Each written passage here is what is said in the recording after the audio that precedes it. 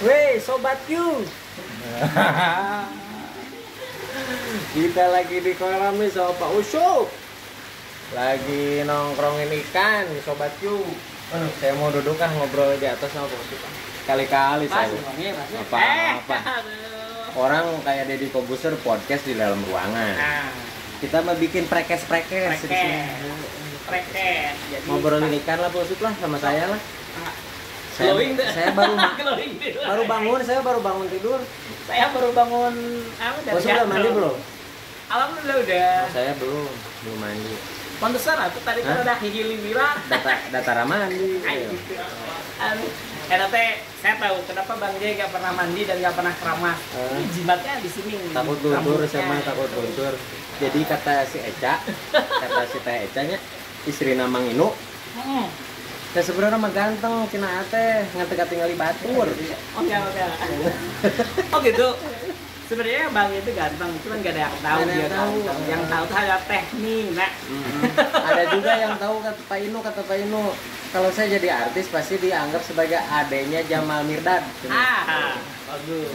Berarti kan standarnya saya teh punya pacar seperti Lydia Kandou. Lydia Kandou, yakin sih. Besok ya ngobrolin ikan koi yuk. Sok, enggak. Ikan koi teh ikan naon sih sebenarnya? Koi itu bahasa Jepang. Hah? Koi bito. Koi itu bagus artinya. Bahasa Jepang teh kalau nggak salah saya pernah ikan kamper cenanya. Istilah. Ikan kamper itu ikan Jerman yang dikawinkan dengan ikan koi, camarado itu. Oh, itu ikan kamper teh. Ragoke. Ikan kamper dari Jerman sebenarnya. Kalau koi sendiri dari bahasa Jepang artinya indah. Oh, koi itu bagus indah. Koi bito kabogo. Nama gitu. Koi bito kabogo artinya teh. Oh, koi bito teh kabogo. Lamun koi sendiri itu artinya bagus. Pacar berarti nya. Iya, itu koi bito. Kalau koi kan dari kata koi. Koi itu indah. Koi teh indah. Bawa basuh bujur orang Basuh. Mana kan mandi ya? Tenang lawan aku bujur basuh mah asal ulah sirah basuh atau sulin. Penting mah. Ya, teh. Oh iya teh. Ini ada tamu. Ada tamu. Ya, siap. Ada tamu. Kalau Pak Usuk awal mula senang ikan koi? Awal mula saya senang ikan koi itu tahun 2006. Saya waktu itu masih memelihara lobster air tawar ya. Nah, terus pas saya main ke teman yang punya lobster, dia koi itu senior koi Purwakarta, sepupu koi Purwakarta lah. Dia main koi dari tahun 90. Pak Budi ya? Bukan, namanya Poete namanya. Poete. Senior, benar senior dia. Urus koinya. Belum ada koi waktu itu di Purwakarta. Masih susah lah. Koi di Indonesia masih susah. Dia koi masih gede-gede gaban. Tahun 2006. Nah, saya main ini kan kok bagus ya, enak dilihat, terus perawatannya juga kayaknya mudah. Saya coba tuh satuin dong lobster ceritanya ya. Satuin, terus beberapa hari kemudian lobster kan sifatnya ada yang mengganti kulit ketika dia akan tumbuh besar ya. Pas saya lihat ini kok koi aneh ya. Buntutnya dua, jadi depan buntut, belakang buntut. Ternyata dia lagi makan lobster yang baru ganti kulit. Ekornya nongol, jadi dua-duanya ekor. Nah, ini antik nih. Ternyata koi itu kanibal. Kanibal aku juga ya. Koi itu kanibal, dia memakan binatang lain dan memakan sejenisnya. Ya, sejenisnya. Tapi cuman kayaknya kalau ditelan ada yang ditelan, ada yang cuman dicaplok doang. dengan gitu tah, dicaplok doang. Aduh, eta koi gede biasanya yang mulutnya mangapnya gede. Ketemu koi kecil. Koi kecil yang enggak lincah lah. Itu kalau lagi tidur aja begini makan. Makanya suka bilang koi kecil kalau disatuin sama koi gede. Kenapa tertarik koi saat itu? Karena ini tadi, ini ikan warna-warni gitu ya, enak dilihatnya gitu kan. Dipiaranya nggak di akuarium, lagi di kolam gitu kan. Disatuin sama lobster kayaknya bagus, ternyata malah dimakan kan. Akhirnya dari situ saya pisahin, saya punya bak khusus buat koi kan, satu kolam tuh. Saya piara, setelah saya piara ternyata ada teman datang kan, datang tertarik dia. Saya bilang, ini saya dapat beli juga loh, segini harganya. Udahlah saya lebihin gitu ya kan. Nah dari situ kan terjadilah interaksi jual beli kan. Jadi ternyata koi itu bisa menguntungkan. Mulai dari situ saya lebih tertarik karena karena mengarah pada bisnis. Betul, karena itu tadi tidak hanya untuk hobi. Ya, terus kemudian kalau saya berpikir ini kan kalau lobster air tawar dulu adalah untuk konsumsi ya, target utamanya konsumsi.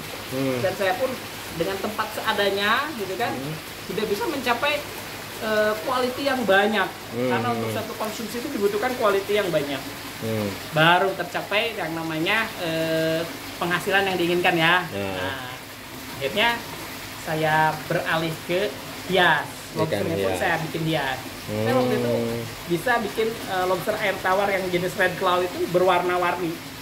Jadi ada yang bisa jadi warnanya coklat tua, coklat muda, hijau tua, hijau muda, biru tua, putih, merah, coklat, ya gitu. Apa enggak? Gitu. Nah, itu masuk ke akuarium dengan ikan hias yang lain. Nah, saya buka tuh grosiran ikan hias juga, dan koi tentunya kan ada koinya tuh, koi mah di bak. Gitu. Lama-lama saya capek, karena kan harus kerja. Kalau pulangnya akuarium itu harus bersihin tiap 2 hari sekali, kalau enggak ikannya mati kan.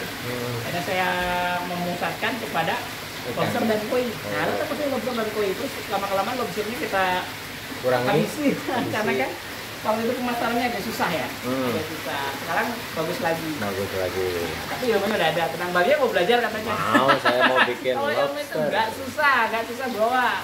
Taruh aja di memori kita tuh, gitu ya.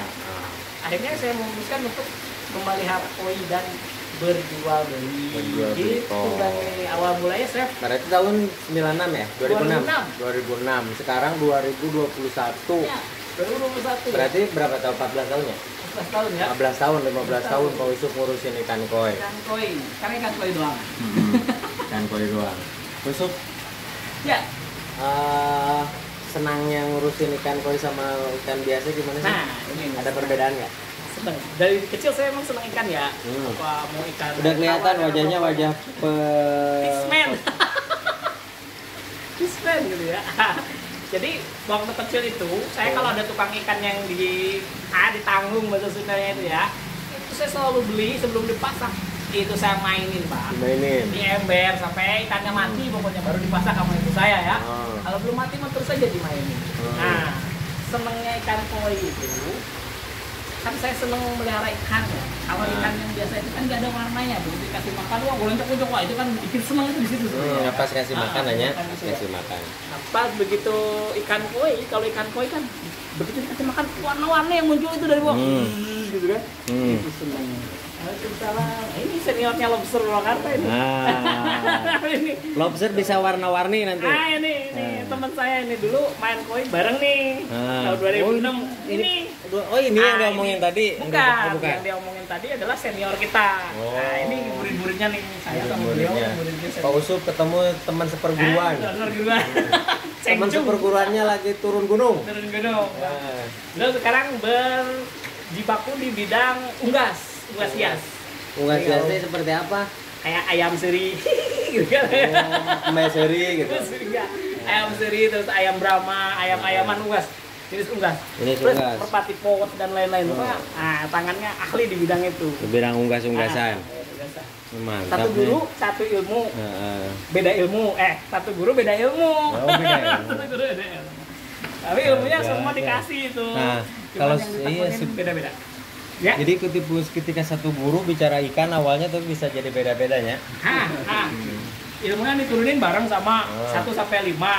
Nanti yang ditekuni murid A ilmu ke-1, murid B ilmu ke-2, murid C ilmu ke-3 gitu. Ayah ya tete ilmu khusus cokot tukang kawin ayah merenya. Ayah. Beliau oke ayah. Ayah mah enggak. Beliau enggak ayah. Satu guru beda ilmu.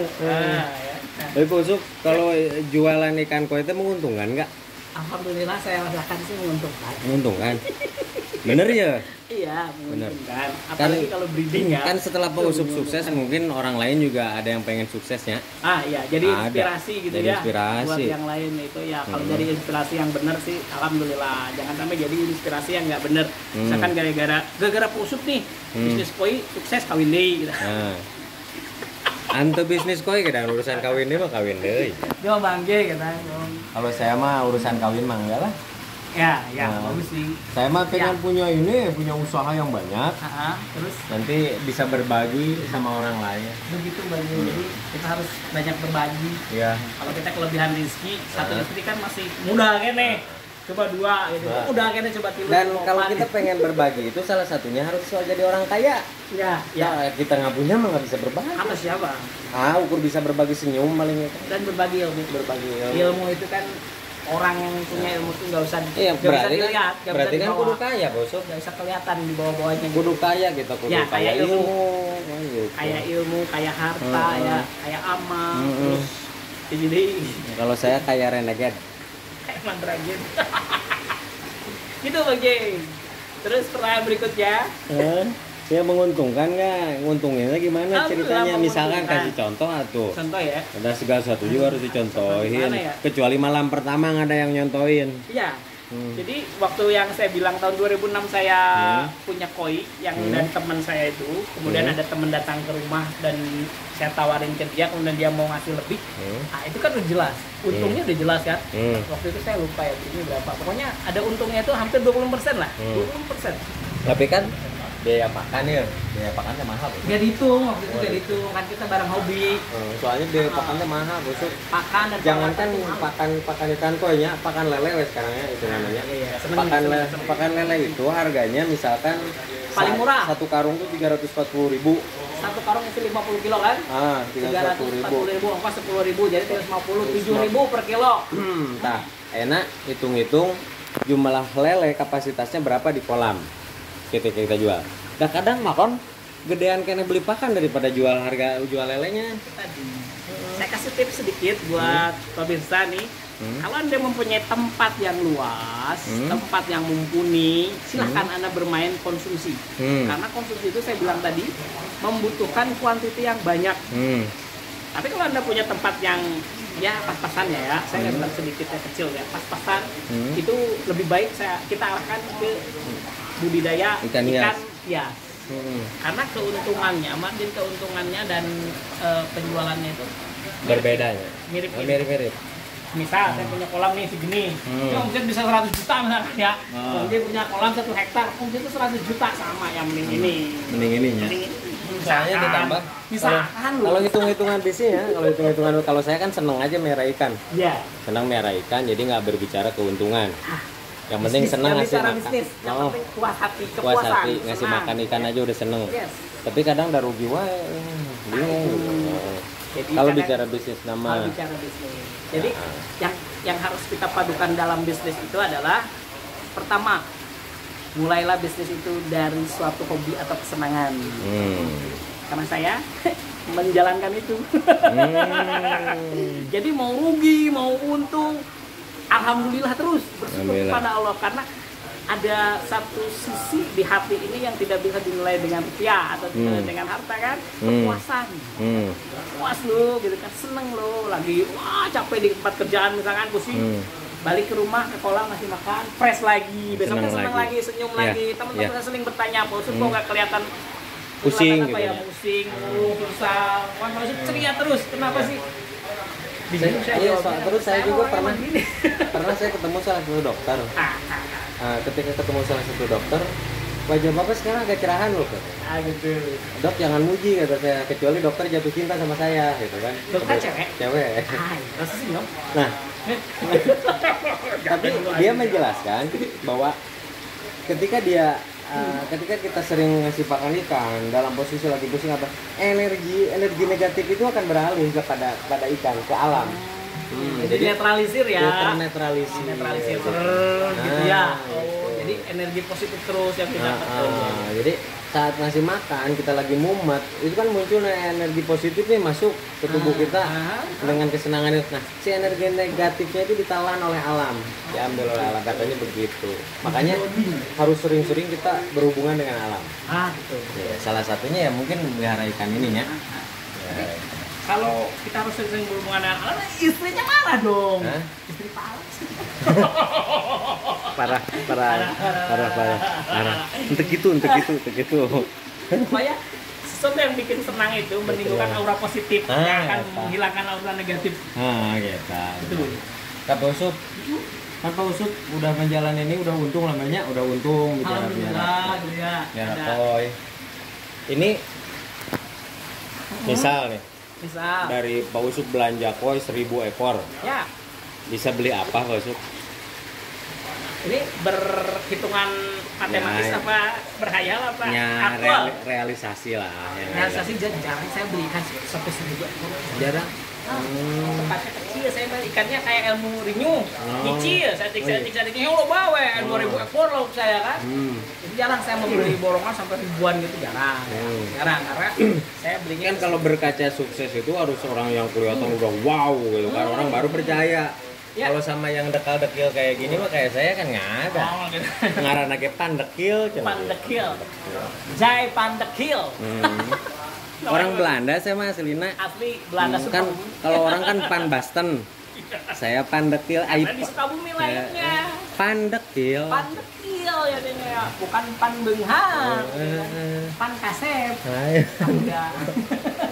Pandekil. Itu tadi kalau misalkan kan saya jualannya masih belum grossi, jadi tempatnya aja masih alhamdulillah segini lah ya, nggak terlalu gede lah. Nah ini tempat Pak Usuk, bentar dulu, ini tempatnya Pak Usuk nih, adalah 10 hektar. Adalah berapa meter ya? 10 hektar sama kantor desa di sana. Salah satu desa gitu. Nah, jadi gitu. Kalau andai kata, berarti hitungannya matematis. Kita itu matematis ya. Andai kata kita beli ikan 1000 ekor dengan harga Rp1.000, 1 juta kan? 1 juta. Terus kita bebankan dengan ongkos kirim dan biaya karantina, terus kemudian ada mortalitas dan biaya perawatan, taruhlah harganya melonjak jadi 1.500 modalnya ya. Kita jual dengan keuntungan 10 sampai 100% gitu kan, minimal 10% lah, hampir 10%. 10%. Gak mungkin ya, gak nguntungin, jangan 10% deh, naikin gitu kan, naikin. Jadi keuntungannya 20%. Nah, persen nih. Dengan modal misalkan tadi 1,5 juta berarti kan, tahap modal kan, kita jual dengan keuntungan 20%, berarti harus jadi berapa tinggi? Ayo, harus jadi 2 juta minimal kan? Jadi 2 juta, jadi 2 juta. Nah, terus kita jalanin. Jadi ini 2 juta. Kalau kita jualnya cepet. Tapi kan menjual ikan koi itu juga segampang menjual kacang ya. Kacang goreng ya. Kacang disuguhkan sarua. Kacang goreng sekilo isinya 2000 piece, dijual sekilo lagi udah habis. Ikan 1000 piece dijual. Kalau nggak dimotongin lagi lama kan. Dijual satu-satu. Nah, gitu kan. Lama-lama kan ada biaya perawatan lagi nih selama masa dari mulai penjualan habis karantina sampai dengan habisnya ikan. Begitu, belum ada ikan yang nggak kejual. Ada yang mati, Gitu. Ada yang minta bonus. Kasih, udah nggak apa ya. Ya gitu deh, gitu kan. Suka dukanya. Alhamdulillah masih untung. Masih untung ya. Nah, kalau nggak untung kan nggak mungkin dijalanin ya. Ya. Gitu. Jadi setelah itu kan ikan juga pasti bertambah gede dong. Nah, nambah gede, harganya pun akan berbeda. Ternyata ikan itu nambah gede nambah harga. Oh gitu. Jadi, karena kualitas misalkan warna dan segala macam. Karena bisa jadi pudar, kualitasnya, grade-nya biasa-biasa ya gitu ya. Kalau yang bagus sih makin gede makin nambah harga gitu ya. Oke. Tips deh buat orang yang mau ada yang pengen nyerang koi pengen bisnis koi misalkan. Bisnis koi misalkan. Itu tadi tips dari saya. Kalau Anda mempunyai lahan yang besar, yang luas dan modal yang menengah ke atas, akan bermain di konsumsi. Keuntungannya lebih cepat dan lebih besar insya Allah ya. Karena habis dimakan beli lagi, beli lagi. Kalau Anda punya tempat yang pas-pasan, berbisnis ikan hias atau segala sesuatu yang punya nilai lebih dari seninya. Misalkan tanaman kan ada bonsai, ada tanaman hias kan ya. Kalau yang tanaman konsumsi kan berkebun, harus luas tuh kan. Kalau ikan ya ikan hias. Dan terus kalau misalkan banyak lah. Pada intinya tadi kata Pak Usuk, mulailah usaha dari hobi Anda. Nah, itu. Jadi memulai segala sesuatu dari apa yang Anda sukai. Ketika Anda menyenanginya, tidak ada kata rugi. Tidak ada kata rugi, Bang ya. Iya. Jangan kata rugi. Misalkan saya main YouTubean. Ya, subscribernya nggak naik. nggak masalah. Nggak masalah, karena saya hobi kayak gini. Hobi ngesut. Besok atau lusa, anak cucu saya pasti melihat wajah saya ketika saya sudah meninggal. Itu sih intinya. Ngesut ngesut yang bagus. Dan mikirin urusan misalnya subscribernya kan, nggak masalah. Nyari duit dah ada rezeki di tempat lain, gitu kan. Jangan bicara jadi YouTube berani nyari duit, jangan. Tersiksa yang ada. Tersiksa, benar. Sekarang nggak ada yang nonton, besok nggak bikin lagi video. Tapi kalau ini sudah jadi kesenangan, mulailah dari segala sesuatu yang menyenangkan Anda. Kayak ini yang Bapak Mario. Terus yang kedua, ada keuntungan yang tidak dia sebutkan sebenarnya. Apa coba? Apa? Dengan seringnya dia tampil di wajah layar nih, di layar YouTube nih, makin banyak dikenal orang. Kalau suatu hari dia bermain macam-macam, yang jelek-jelek, dikritik langsung nyampe ke terminal loh. Ini proteksi diri ini namanya proteksi. Ini proteksi diri. Proteksi diri. Jadi kita tuh bisa itu tadi. Aduh, orang tong macam-macamnya, orang tuh dengan public figure gitu, misalkan imam public figure yang orang tuh sering tonton orang gitu. Iya, tentunya. Jadilah tontonan itu sebagai tuntunan katanya gitu ya. Oh, jadi apa yang kita buat kan hari ini teh mudah-mudahan ada manfaatnya Pak Usuk. Ada manfaatnya. Jadi kan Pak Usuk ngasih kisi-kisi soal bisnis. Kan ada manfaatnya buat orang. Insya Allah ada manfaatnya bagi yang mengambilnya. Nah, saya bikin videonya kan ada manfaatnya. Nanti ditulis di Lauhul Mahfuz ketika ada orang yang sukses bisnisnya gara-gara nonton video ini, itu ini gara-gara Ucup. Gara-gara Bang J yang nyuting ke bawah kan. Ke bawah. Jadi jariah, amal jariah, amal yang terus gitu ya. Itu Bang J diniatin kalau bikin konten, bikin video itu amal jariah kita gitu. Kenapa subscribernya nggak naik? Dah saya mah bukan subscriber, saya YouTuber. Tapi saya subscriber dia loh. Jadi nggak usah dipikirin. Salah ya. Nggak usah dipikirin. Yang penting kita sehat, masih bisa berkarya. Adapun hasilnya itu adalah efek. Impact. Efek samping. Ya gitu. Nah, kenapa saya rambutnya gondrong? Itu yang saya nggak tahu. Karena tidak dicukur. Karena saya pernah ngiru beliau, rambut digondrongin gitu ya. Gondrongin itu malah kalah gambar sama beliau. Iya. Kan soalnya gini, kalau yang jelek digondrongin itu makin jelek juga nggak jadi masalah. Tapi kalau orang ganteng digondrongin jadi jelek. Eta nu sih nama. Ai urang mah dari geus goreng apa mah. Oke, Posuk. Ya, siap. Banyak tamu itu. Disambut dulu tamunya. Ya, siap. Makasih banyak, Posuk. Kembali kasih. Udah ngobrol-ngobrol wae. Thank you Perumnas lah. Welcome ke KKSN. Mantap. Ya kan, welcome tuh di KKSN suka ada tulisannya. Iya, bahasa Inggrisnya KKSN tuh welcome. Welcome.